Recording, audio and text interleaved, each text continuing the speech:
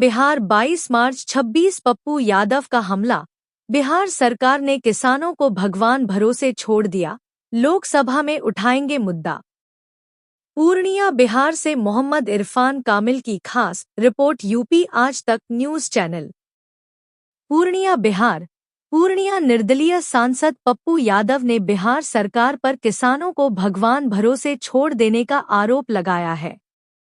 अर्जुन भवन में आयोजित एक प्रेस कॉन्फ्रेंस में उन्होंने कहा कि आंधी बारिश के चलते खराब फसलों का मुद्दा लोकसभा में गूंजेगा और सरकार से किसानों के बैंक लोन माफ करने और तुरंत मुआवजा देने की मांग करेंगे।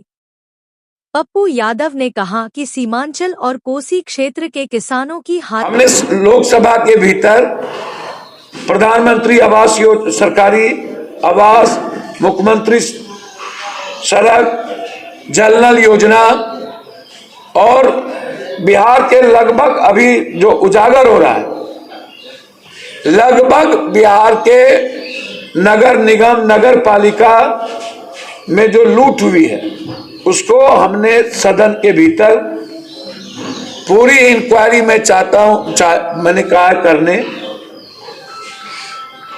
सब में बस लूट लगी हुई है। बिहार का मतलब है जिसको जो लूटना हो लूटो, जिसको जो लूटना लूटो। कौन एनओसी दे रहा है, कौन सरकारी जमीन पर घर बना रहा है, पता ही नहीं चल रहा है। अब पूर्णिया में लगभग कहां से एनओसी आ गया, नदी पर भाई कौन दे रहा है एनओसी की, सबका घर बन रहा है। तो इसीलिए कोई माए बाप नहीं बचा। सरकार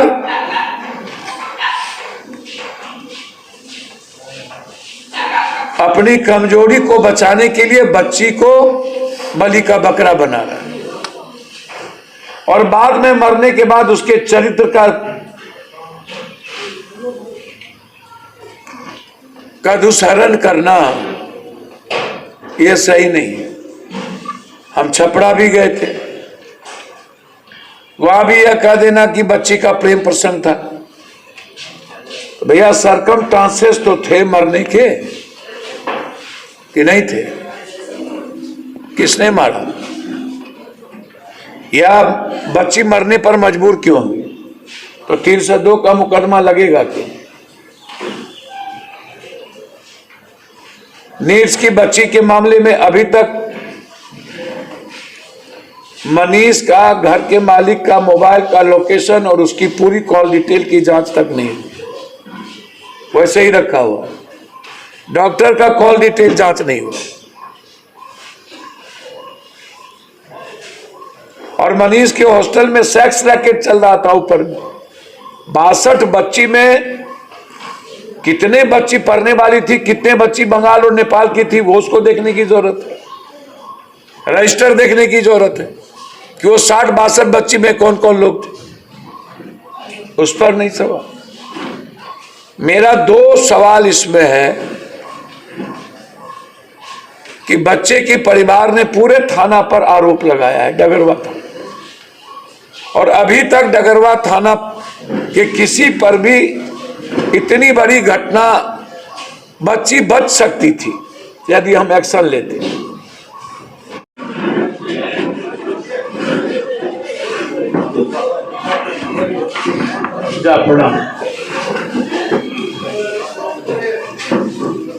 भैया आप लोग मोबाइल, सबसे पहले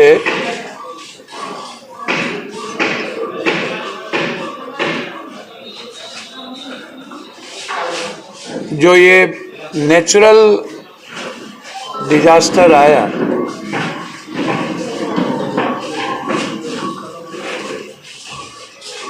साइक्लोन, तूफान, बारिश, जिसके चलते सीमांचल, कोसी, बिहार का आधा लगभग, खास तौर पर सीमांचल और कोसी में जो मक्के की खेती, पूर्णिया, कटिहार, अररिया, किशनगंज,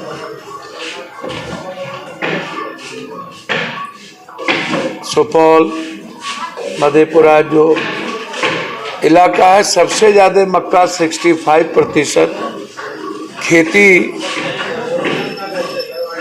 देश में बिहार में सीमांचल होती है। लगभग किसान 1 लाख, 4 लाख, 5 लाख रुपया बैंक से लोन लेकर के 1 एकड़, 2 एकड़, 4 एकड़ में फसल लगाए।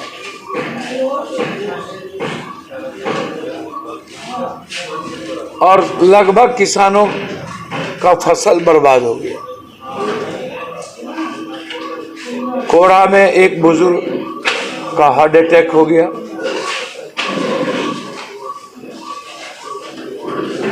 किसान अपने मकई को देखने गए, जहां पर कई परिवार की पत्नियां बेहोश हो गई। जो बैंक से लोन लिया कर्ज, अब उनके पास कोई स्थिति नहीं बची।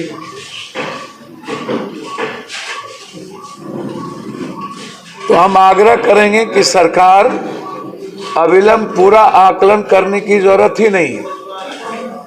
मक्का की खेती जितना भी हुआ, वो सारे मक्के की खेती करने वाले बर्बाद हो गए। उसके पास ये नहीं कि 1 बीघा, 2 बीघा, जिन्होंने भी खेती की वो बर्बाद हो गए।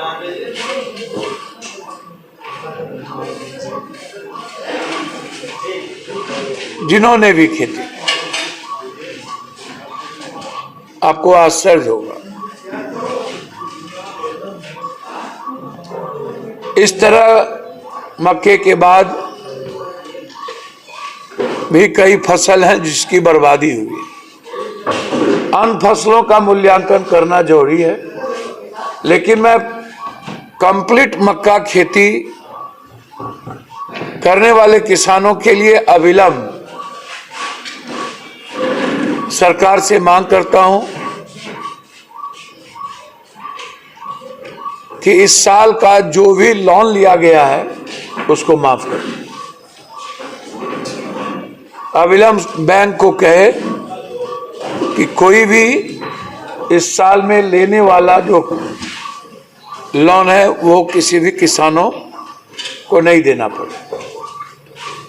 और दूसरी तरफ